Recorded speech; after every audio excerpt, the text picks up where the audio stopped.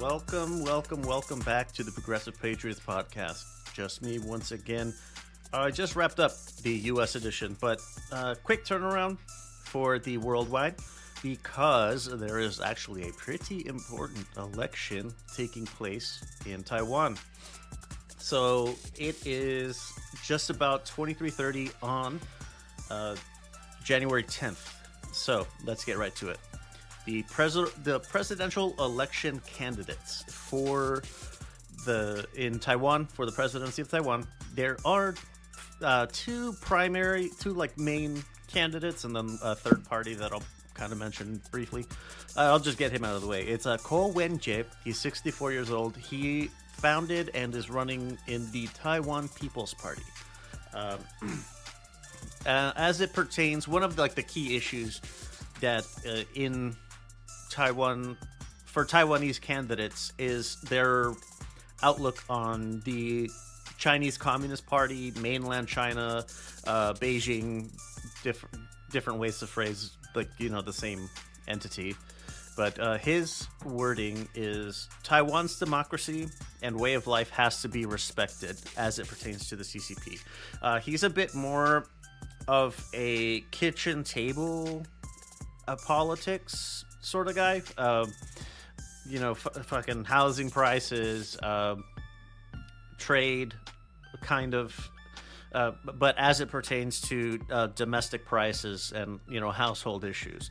So Wen-je is expected to get a healthy number of votes, but doesn't seem like it's gonna be enough to spoil any particular candidate, I think.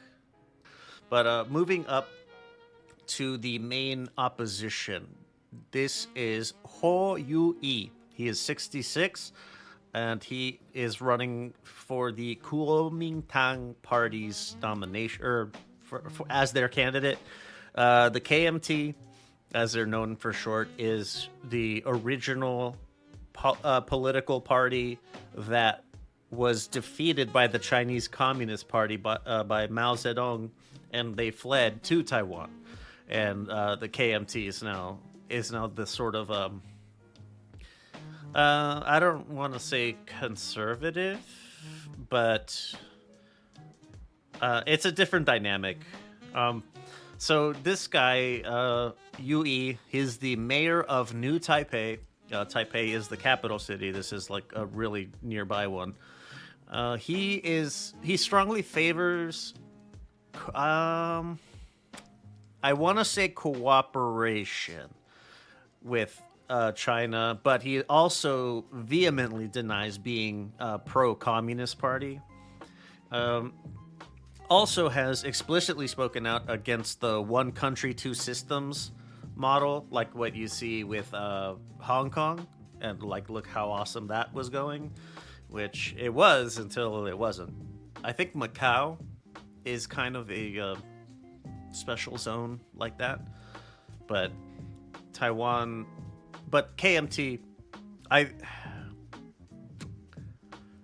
think it might be go along to get along. Kind of. He supports the position that Taiwan and China are a single, a unified entity, and he opposes Taiwan being a sovereign state. So I kind of piece it together there. His running mate is his VP is the media personality Zhao Xiaokong. I'm trying my best with these. He doesn't seem to have a whole lot of political experience, but he is a firebrand. And the expected winner is Lai Ching-te. He goes by William. He's 64.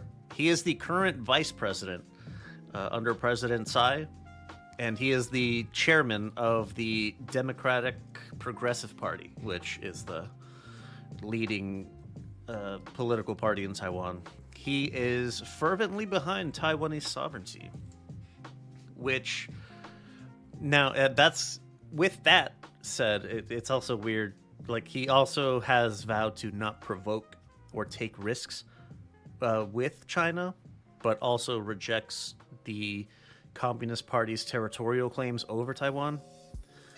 It's it's kind of, you don't want to provoke them, but you're provoking them. In his words, only the people of Taiwan can decide its future. His running mate is Xiao Bi Kim, who was the ambassador to the U.S. It's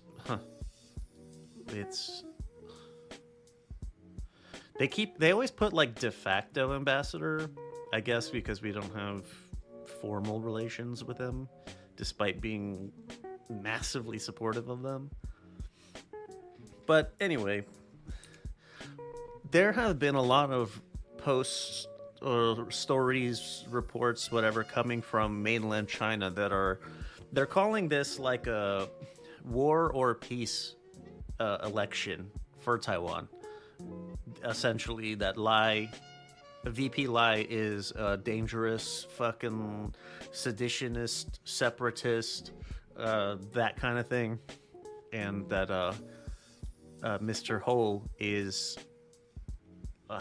he's the one that they would prefer. It's I don't know, like if I were a Chinese communist, if I was a Chinese Communist Party spy in the Taiwanese political system, I would certainly deny being a Chinese Communist Party sympathizer. But I don't know, the KMT have had power before, and there wasn't too many problems. Just, I think the consequential part of this also is that the Senate here in the U.S. signed, like, not just the Senate, but the House, just the Congress in general. A lot of Congress people signed some resolution that they support Taiwanese democracy and will support its defense and self-defense and self-determination. This would put us into another fucking proxy war. Well, I don't think Israel fucking butchering Palestinians is a proxy war, but like Ukraine, Russia, that's a proxy war. Like Taiwan and China would be a proxy war if we didn't commit staff personnel to fighting the Chinese, which, ooh, it's a spooky time to be alive. But yeah, so I think from what I've been hearing, like, it seems like the Taiwanese people at this point already consider themselves to be separate from China, like a separate people from China. They don't identify themselves as Chinese. They refer to themselves as Taiwanese. You know what I mean? Like that's kind of been the standard baseline of living for them for quite some time now. I don't know. I don't see how exactly, like, Taiwanese sovereignty.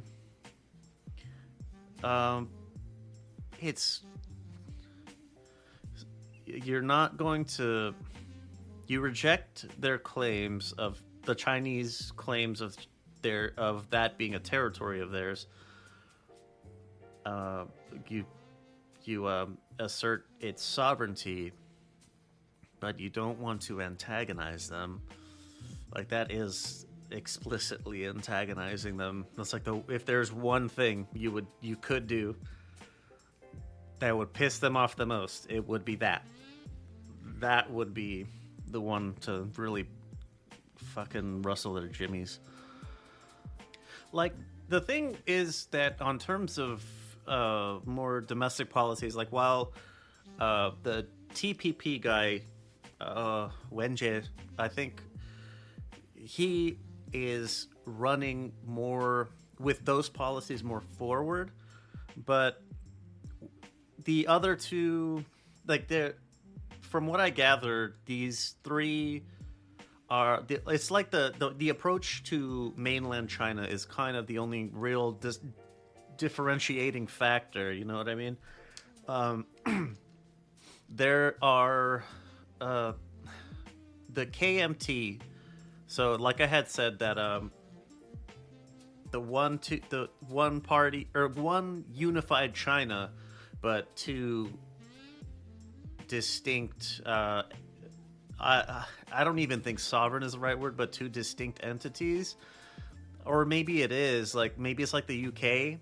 You know, like Scotland is for it has its own minister, it has its own everything, but it still is part of the United Kingdom. I wonder. I think that's might be the best analogy for how the KMT uh, operates, or how they operate as it pertains to China, right? Um, where the TPP, I think, is a similar sort of model, like in their in how they approach any sort of discussions with mainland China, whereas DPP, where William Lai is the current vice president is running with, he like it's not even a question of is what degree of autonomy does Taiwan have within China, because it's not part of China. You know what I mean? So that's actually what rubs the Chinese the wrong way, is that the DPP approaches bilateral relationships with them as equals, whereas the Chinese Communist Party doesn't see it that way. So that's kind of the crux of the whole thing. I like from what I've been able to gather about this whole thing, like there are other issues, and like with how they approach China, that also will change how they approach their relationship with the U.S. Like KMT trying to be a little bit more buddy with the CCP, they would not be as friendly as they are with us now. They would still, but not quite as much if they want to keep better relations with China at the forefront. But like other shit, like domestic issues, there's I think there's labor, not I don't know if shortage is it, but their wage stagnation. I mentioned housing costs, housing availability, and just cost of living. All of these are other standard issues that people come to the ballot with in like as a consideration, and it doesn't seem like there's any one unified topic that people would pick.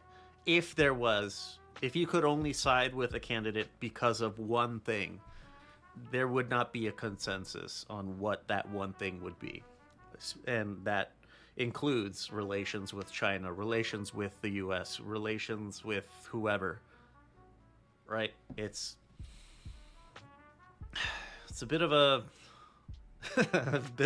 fucking crapshoot. Like one of the ways that it's framed for them is just the way that I said it, is like a war or peace election. That's how the more conservative Taiwanese parties, KMT and others, that's how they frame it, as we are like the peace candidate, and the DPP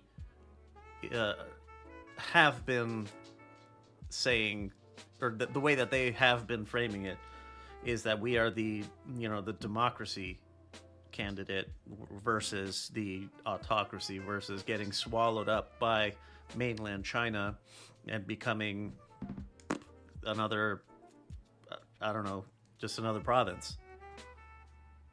So that's what the implications are there. I just took a little pause to listen to this interview with a journalist in Taiwan. She was talking about how the even though there are other people have other considerations, one of those lingering thoughts in the back of your mind is I guess it's the same existential dread that a lot of people get here after presidential elections, but it's for them it's like is the candidate that just got elected going to be the one that gets us fucking invaded? And that's like the struggle that they have as they're one of the struggles that they're having as they try to decide who to pick. So it's a scary predicament. From what I can tell, I don't know, I don't know. It's I couldn't say. Just wishing them the best of luck. Hopefully the invasion or whatever doesn't happen. The last thing that the Miss Wu said after was that something that really helps. It's a little bit of gallows humor, but it helps to accept that regardless of who you vote for, regardless of who's elected, if China wants to invade Taiwan, they will. So just having that be your primary consideration is kind of an exercise in futility.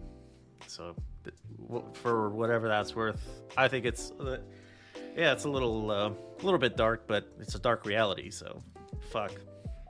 Yeah, speaking of dark realities, this one's quick out of Ukraine. The Ukrainians set up a chatbot.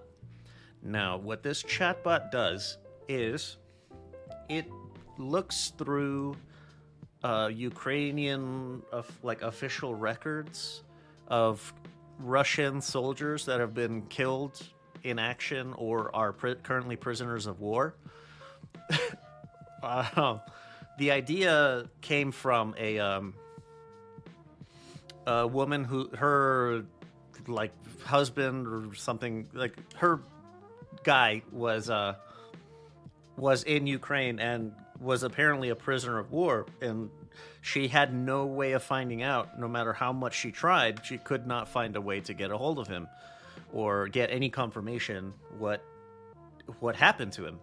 So she went around the Russian Ministry of Defense and went directly to the Ukrainian Ministry of Defense and was able to set up some. She was able to visit him directly, and he was apparently very upset with her because that put her life in serious jeopardy with the FSB, which is the fucking CIA of Russia, if you didn't know. But yeah, he was like, "What the who the fuck is gonna take care of our kids if they take you?" But she helped them. That woman helped the Ukrainians arrange that bot for Russians to find confirmation of some kind about their relative. And I think the idea from the Ukrainian side is to plant seeds of dissent, to paint it as like we are providing, like, look, this is what the Putin regime is doing to your boyfriend, husband, kids, uncle, brother. This is what's happening to your family members. They won't tell you because they don't want you to know what's actually happening here. And you, now that you know this, maybe you should go try to hold them accountable for what they're doing. So, if that gets the Russians out of Ukraine, I'm for it. It's a little macabre, but hey, I mean, I guess the actually knowing versus wondering what's going on is the finality of it, I guess. In so the UN HCR humanitarian crisis relief, they are going to be ramping up their 2024 donation campaigns. There are an estimated 14.6 million Ukrainians that will need help of some kind, and that's about 40% of the population. Approximately 4 million people, approximately 25% of them being children, are displaced within Ukraine. Like, goddamn, and it is not a pleasant time to be stuck outside. So the plan is to raise $3.1 billion that should be able to help in the neighborhood of 8.5 million people. So Edem Wasornu, the director of the Office for Coordination of Humanitarian Affairs, I honestly could not tell if this was a man or a woman or whatever, but the director said, "This is hugely concerning for hundreds of thousands of people living in occupied areas close to the front lines where needs are most urgent." Yeah, getting help to the front, that's a dangerous task for anyone.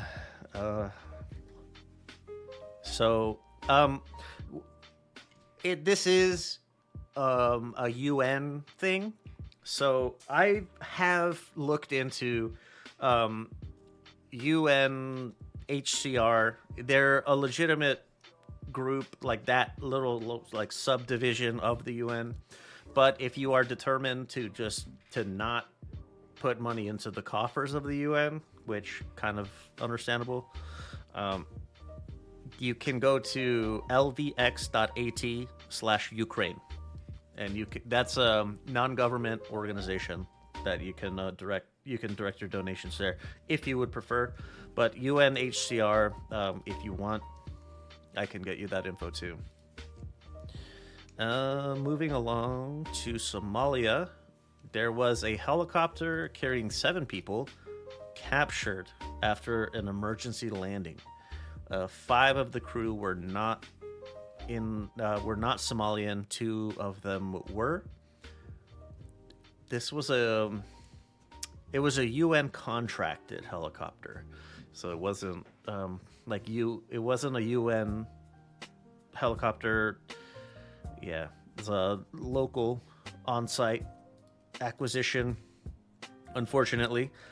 So they had to make an emergency landing, and the area they landed is controlled by Al-Shabaab, that they are militant Muslim fundamentalists in the southern parts of Somalia.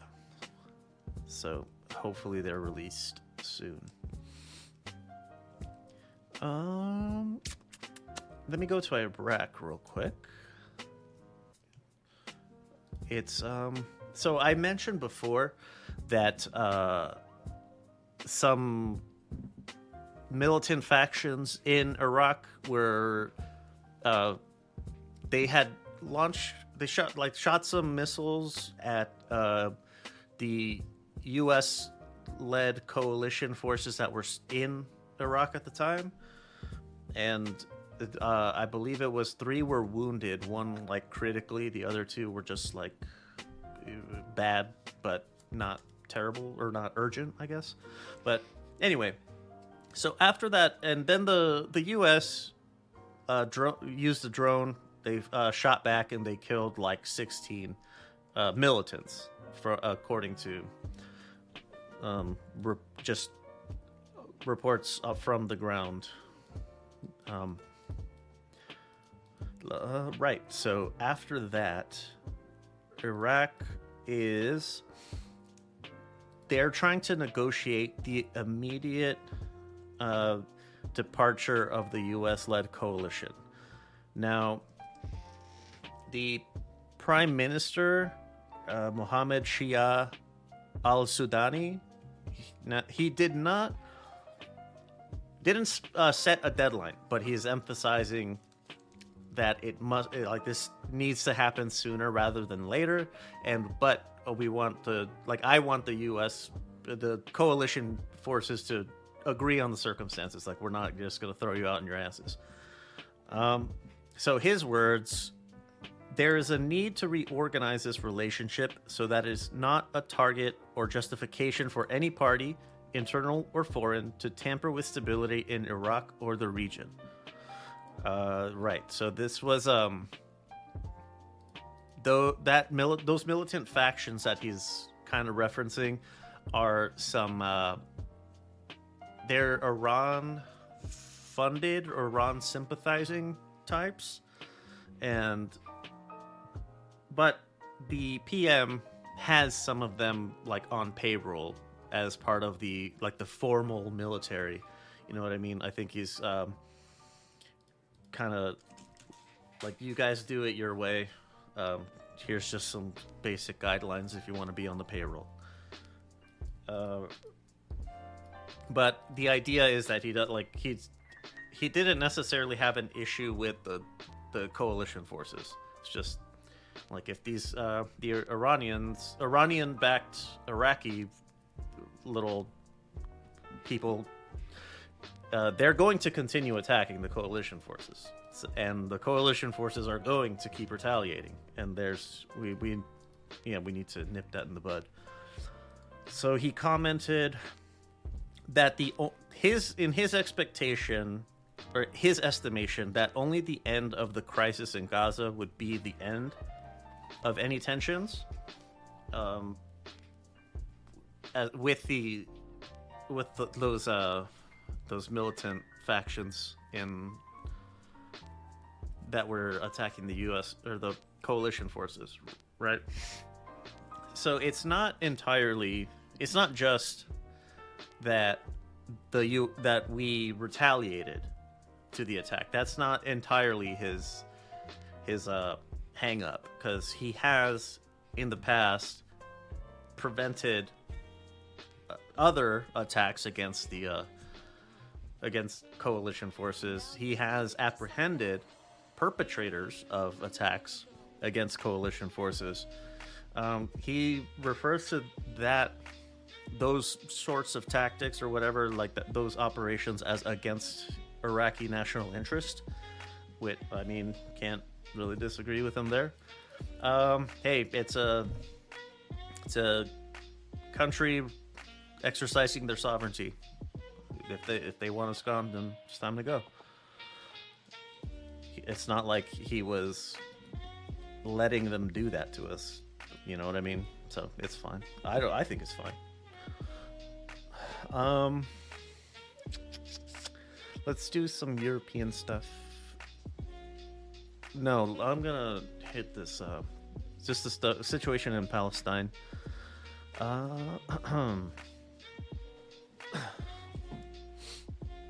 Right. So in the Palestinian Authority, which is it's the governing body of West Bank, but it does not really control anything going on in Gaza, right? So the president of the Palestinian Authority, Mahmoud Abbas, he today met with the Secretary of State, the U.S. Secretary of State, Tony Blinken, Tony Blinken was there, in Israel, Palestine. He was there pushing Israeli leadership to offer a practical pathway, his words, to statehood for Palestine. But on the reverse of it, Blinken also pressed Mahmoud Abbas about reforms and improvements that need to be made for them to also govern Gaza after everything is done, whatever that might mean. But he said, that extremist settler violence carried out with impunity, settlement expansion, demolitions, evictions, all make it harder, not easier, for Israel to achieve lasting peace and security. Holy shit. The fucking last horse finally crosses the fucking finish line. Holy shit, dog. That's what we've been saying the whole fucking time. Holy shit. Holy shit. What the fuck have I been saying every single fucking time? This is not gonna be solved with fucking violence. The more violence that Israel perpetrates, the more fucking terrorists they're going to create. What the fuck do you think they're gonna do? When you step on their heads, like just nonstop, they're eventually going to be tired of it and do something about it. And you're not gonna like it. Jesus fucking Christ. Well, finally, look at that. We're finally doing something decent in the fucking region. Goodness fucking gracious. This is not condoning or advocating for violence. This is not. I am resolutely against it. Goodness, if you have not figured that out by now. Do not. All right. Deep fucking. All right. Deep breath. Okay. I want to say. So while Secretary Blinken was with Israeli leadership, the Palestinian Authority President Abbas, he was meeting with the leaders of Egypt and Jordan. And those two, Egypt and Jordan, were kind of making press statements, like calling for Israel to let Palestinians come home. And they resolutely stand against Israel driving all the Palestinians out of Palestine. So King Abdullah, he's the king of Jordan, he pointed out that there are increasing attacks in the West Bank by settlers on the Palestinians, and the Palestinians are the only ones who face any consequences if they retaliate in any way.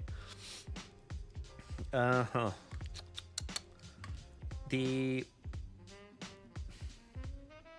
this is from, I don't know who, it was just said some Jordanian official.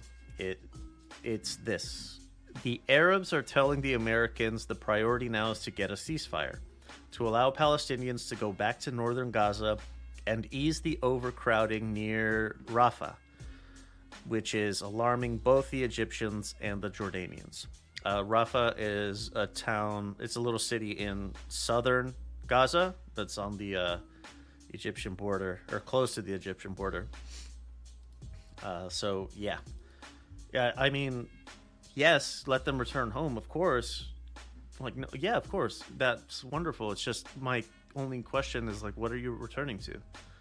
And it's not by any fault of theirs.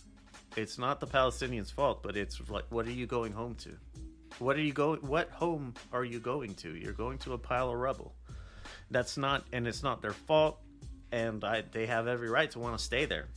And I think the fucking Israelis should have to fix it.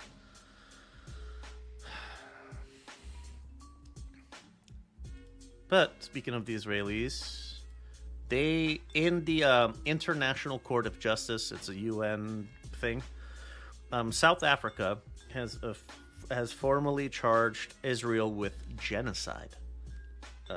That one was like breaking news just before I started recording this. The South Africans are calling for a suspension of all Israeli military operations in Gaza. And Brazil and Colombia are supporting the case. They're like co-sponsoring, I guess. But it's interesting.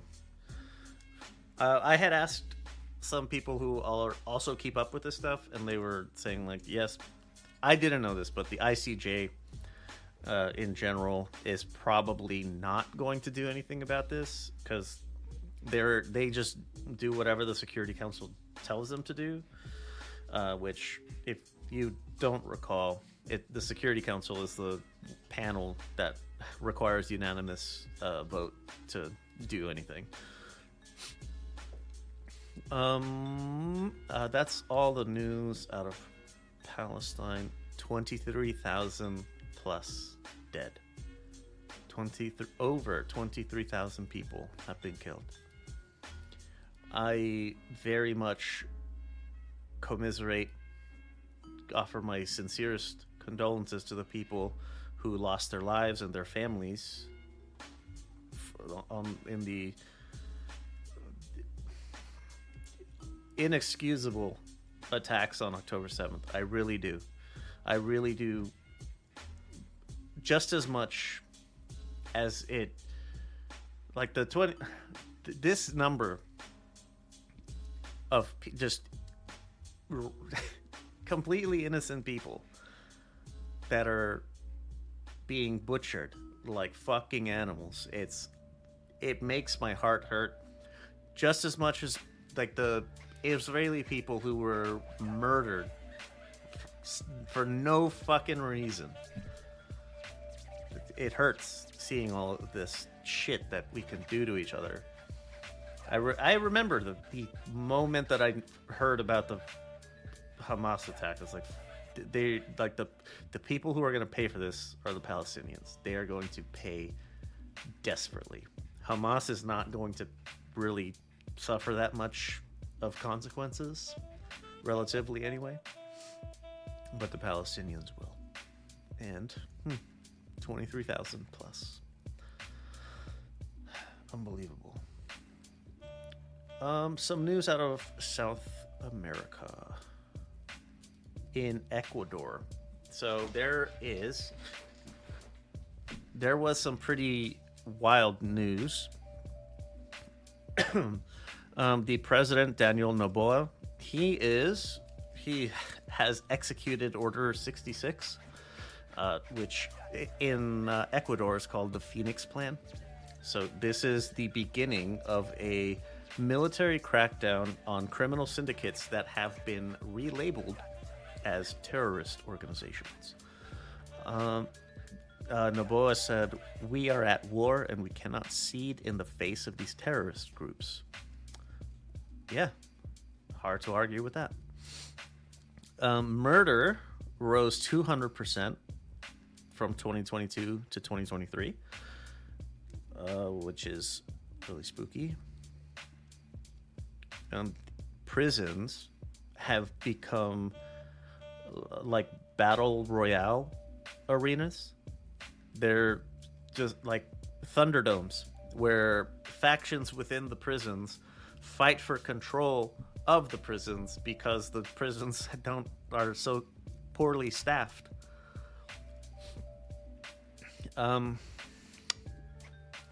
Adolfo Macias, he is the leader of the Los Choneros crime group. He escaped prison on Sunday. I think that was about when the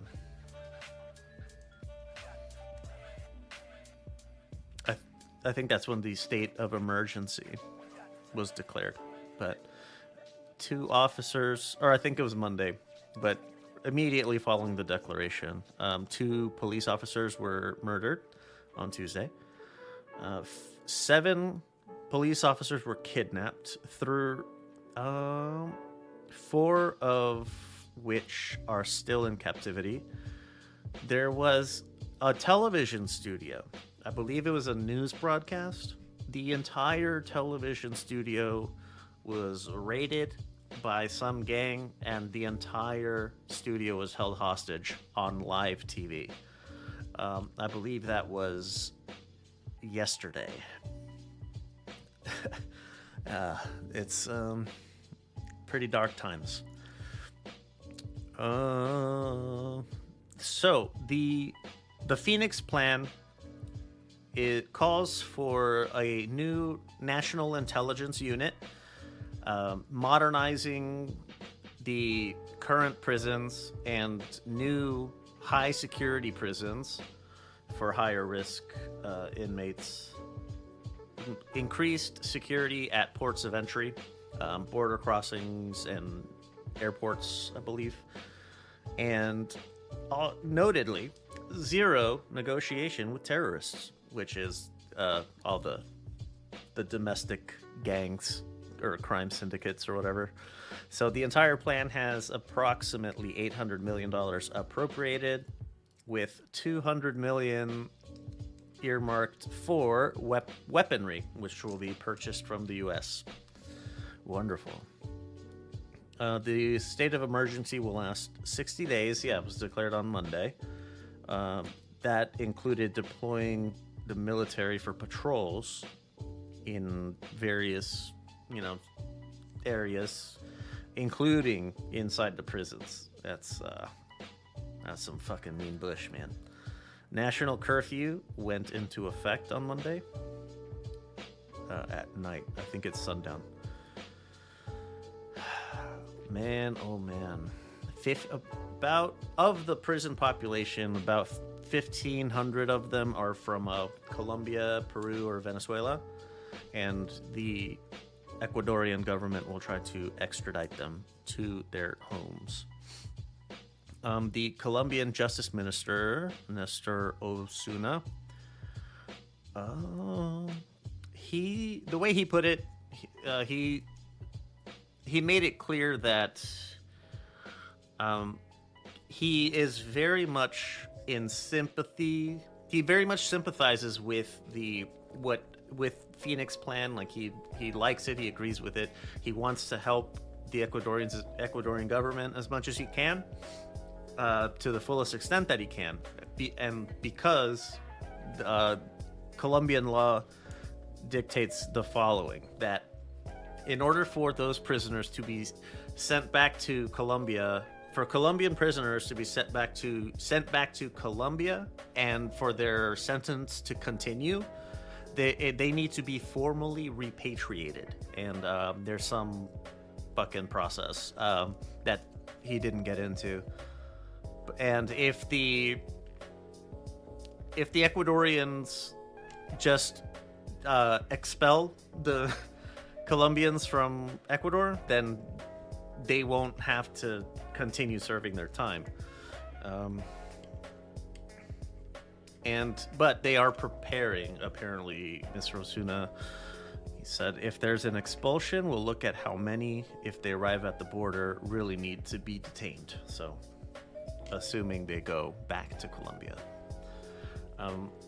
Obviously, well, I don't know if it's obvious, but a lot of the power that the gangs have, which is approximately 20,000 people, that's their full strength of all the gangs, whether or not they're aligned, but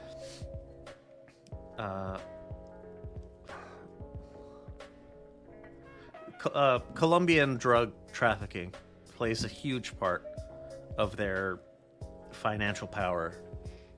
So that's pretty par for the course with pretty much anybody that's on the trail from Colombia to the U.S., right? Yeah, it's scary for Ecuador, but this is one of those situations that I often would like to point out to people who say, when they talk about just like, oh well, fuck migrants, just kick them out, send them back, I don't give a shit. Like, it's not like, this is what they're running from. Okay, there are criminal groups in their areas that will fucking kill them, and then like, oh well, that's not my problem. Well, you fucking, the problem has just crossed our border and is now becoming our problem. You fucking moron. If you don't, this is the type of shit that needs to be squashed. Otherwise, the migrants will just continue coming. And you're not solving the root of the problem, and that's the horrible conditions that these people are fleeing. Goodness gracious. A little bit more positive. news out of Brazil. So apparently there's this trade group called the Mercosur, which is just Brazil, Argentina, Uruguay, and Paraguay. So the more successful nations. I'm surprised Chile is not in there. Thinking on it. But President Lula da Silva met with the Japanese Prime Minister Jumio Kishida, and they want to increase trade relations between Brazil and Japan. But they also discussed Mercosur with Japan. Apparently, Mercosur they've been waiting on a trade deal with the EU that has been stuck who knows where. So they have been looking at China, Vietnam, Indonesia, and Korea, as well, and Japan, obviously, as their trading partners, potential new trading partners. The first Asian country that that trade cartel signed with was Singapore. So that's pretty cool. So that's good to see. For absolutely no reason whatsoever, I have a special place in my heart for Uruguay. Don't know why, couldn't tell you, but I do. Last stuff before we get out of here. Oh, the Greeks. The Prime Minister Kyriakos Mitsotakis announced a bill that will legalize LGBT marriages and to eliminate on discrimination for same-sex couples. The Greek Orthodox Church opposes marriage equality, and over 80%, almost 90% of Greeks claim to be Greek Orthodox. The Prime Minister did specify that these are civil, like legal marriages, civil unions or whatever, and that they're not religious. Further, they're not going to, his words, experiment with more advanced ideas. What does that mean? I don't know. Probably squashing any talk of, oh, well, the gays are going to get married. Next thing you know, they're going to marry their dogs. First of all, like, fuck you a little bit. Yeah, fuck you. Maybe. Twice. But it's also like, look, this is just for the LGBT people, all right? Will you calm your fucking shit? Unfortunately, a poll on the ground earlier in the week, 35% of the population would support the measure. 49% oppose it. 16% declined to answer. So, it would be their fault. You fucks. Man, this one really fucking peeves me. So, if you recall, back during his administration, President Trump went to Europe and was met with NATO heads of state, with EU heads of state, etc.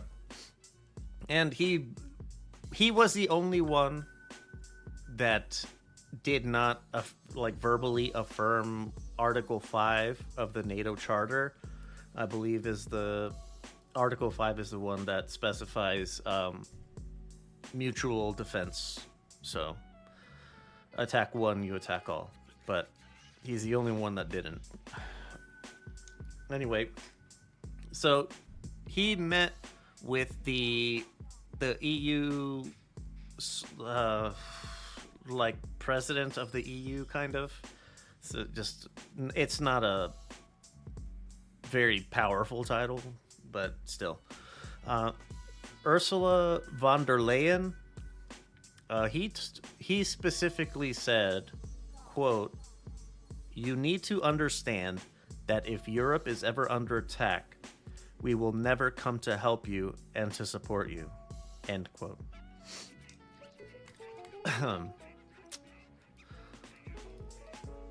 Another one is, quote, "By the way, NATO is dead and we will leave. We will quit NATO," end quote.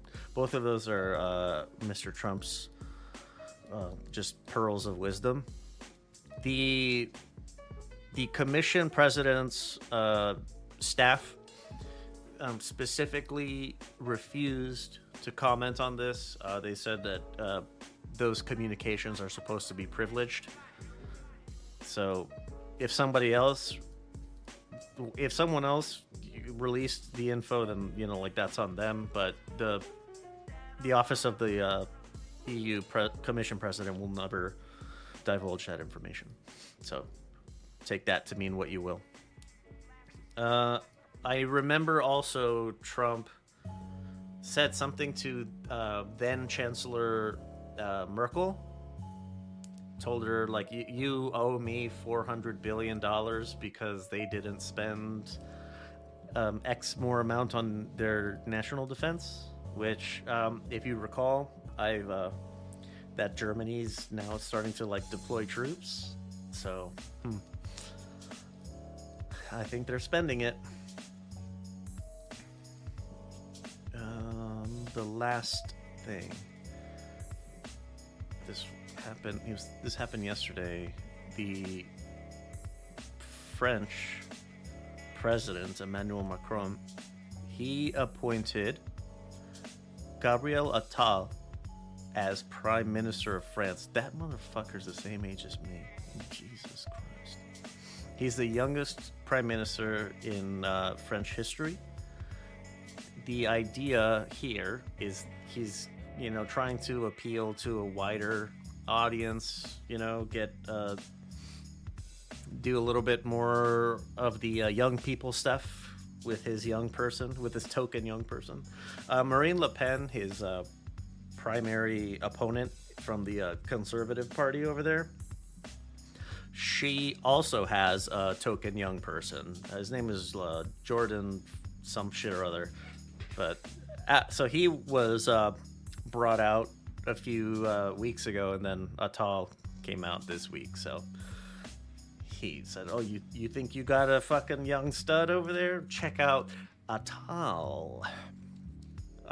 So the EU Parliament is holding elections in June. After Brexit and then Merkel retiring, the French have kind of been the de facto leaders of EU. So he's been enjoying some pretty strong influence at the EU. And I think if he has this Attal guy as Prime Minister, in his stead when he's off doing EU shit, so I think that's the move here. But we'll see how that turns out.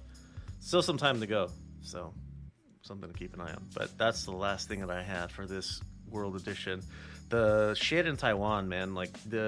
I say it all the time about North Korea. If everything is a fucking declaration of war, then fucking nothing is. Okay, words are important. Words have meaning, so pick them wisely. Because if you just keep using the same fucking if hyperbole is your go-to every time, no one's gonna believe you when the shit's real. So the thing about this in particular is I've heard the Chinese talking about Taiwan being they're being provocative and all the rest of it, but nah. I don't know. I don't know why. I can't tell you, but this one feels a little different. I guess what kind of puts my mind at ease a little bit is that Lai, William Lai, who is the front runner, the likely winner. He's following. He's the VP, and so he's going to be succeeding the the guy who's currently in office. Fucking obviously, but they have enjoyed relative peace throughout his tenure, the current president's tenure. So Lai is more of the same. He's not going to provoke anybody, at least not through action, maybe. But he's not gonna take Xi Jinping's bullshit.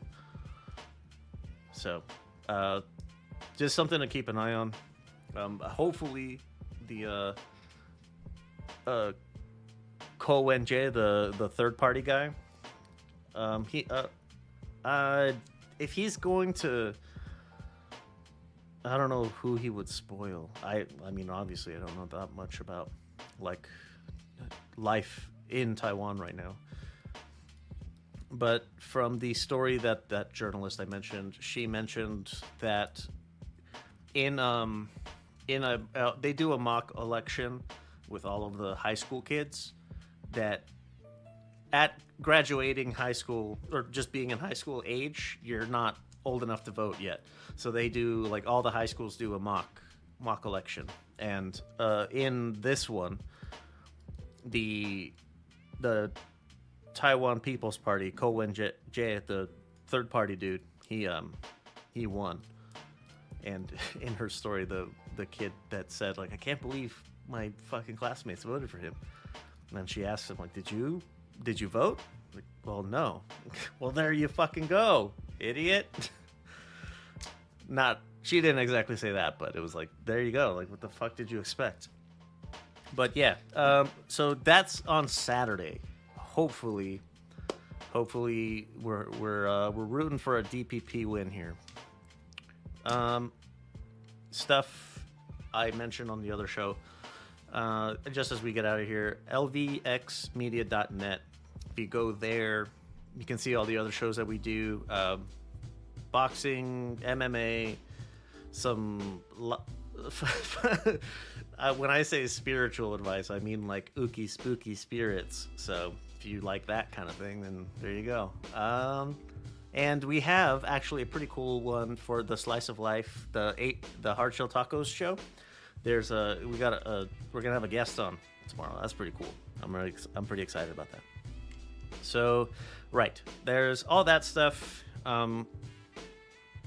If you want to interact on social media, LVX Media Net, that's us on everything. If you interact with social media posts, like liking them helps a lot, sharing them helps a lot.